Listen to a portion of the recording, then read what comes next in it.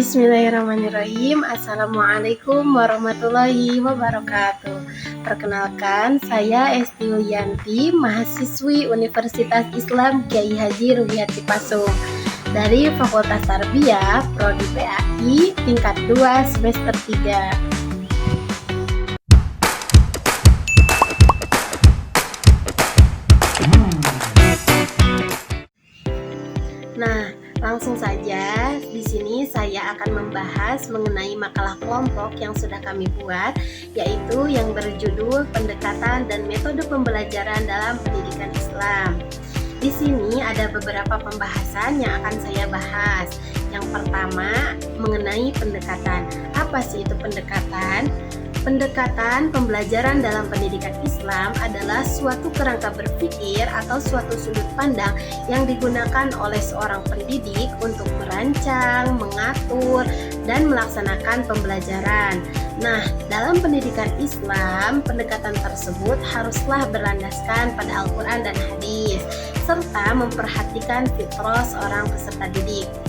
Di sini ada beberapa macam-macam pendekatan pembelajaran tersebut. Di antaranya, yang pertama ada pendekatan psikologis, di mana pendekatan ini menekankan dorongan persuasif dan motivatif untuk menggerakkan kognitif, daya cipta, konotatif kemauan keras, dan afektif daya emosional seorang peserta didik. Yang kedua ada pendekatan sosial kultural, di mana pendekatan ini berfokus pada pengembangan sikap pribadi atau sosial yang menyesuaikan tuntutan masyarakat serta kebutuhan hidup dalam budaya dan peradaban yang kini semakin terus maju.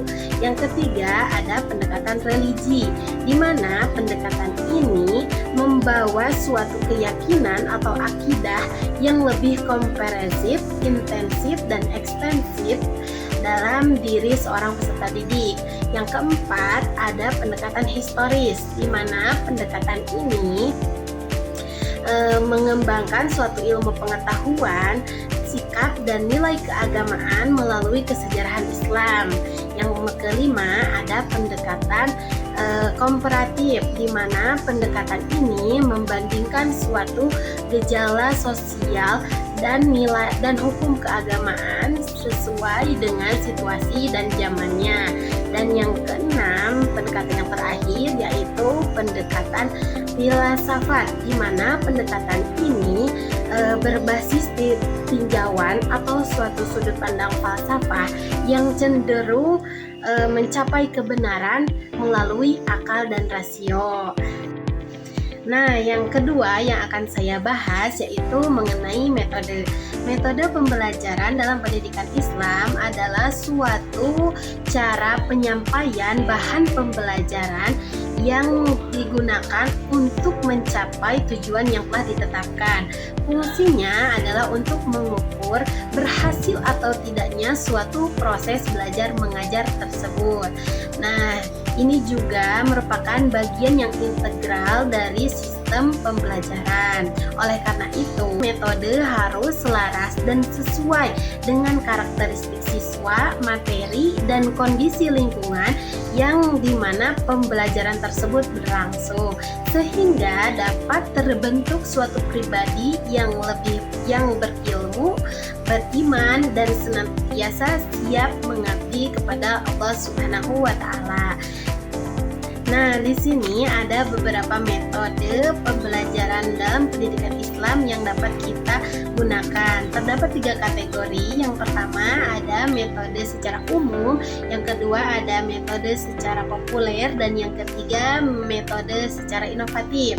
Langsung saja yang pertama ada metode secara umum, yaitu meliputi metode dialog Qur'ani dan Nabawi, metode kisah di Qur'ani dan Nabawi, metode keteladanan, metode perumpamaan, metode ibroh dan mau'izoh, dan metode targhib dan tarhib. Kategori yang kedua yaitu secara populer yang digunakan, yaitu ada metode ceramah, metode diskusi, metode tanya jawab, metode pemberian tugas, metode eksperimen, metode latihan, dan metode muzakarah, metode bandongan dan sorogan. Dan kategori yang ketiga yaitu metode secara inovatif. Di antaranya ada metode sosiodrama, metode simulasi, ada metode demonstrasi, ada metode kerja lapangan, dan ada metode kerja kelompok. Dan yang selanjutnya, pembahasan selanjutnya yaitu ada yang disebut dengan sinergi pendekatan dan metode, di mana ada Al-Quran dan hadis, fitrah student, learning approach, dan teaching methods. Nah, jadi kesimpulannya adalah dengan penerapan pendekatan dan metode yang holistik, pendidikan Islam bertujuan untuk membentuk suatu individu yang bukan hanya cerdas secara intelektualnya, tetapi juga kokoh iman, berakhlak mulia, dan siap berkontribusi positif bagi masyarakat. Mari bersama menciptakan lingkungan belajar yang inspiratif dan transformatif. Sekian yang dapat saya sampaikan. Mohon maaf atas segala kekurangan dan kekhilafan. Mudah-mudahan ada manfaatnya. See you next time. Wassalamualaikum warahmatullahi wabarakatuh.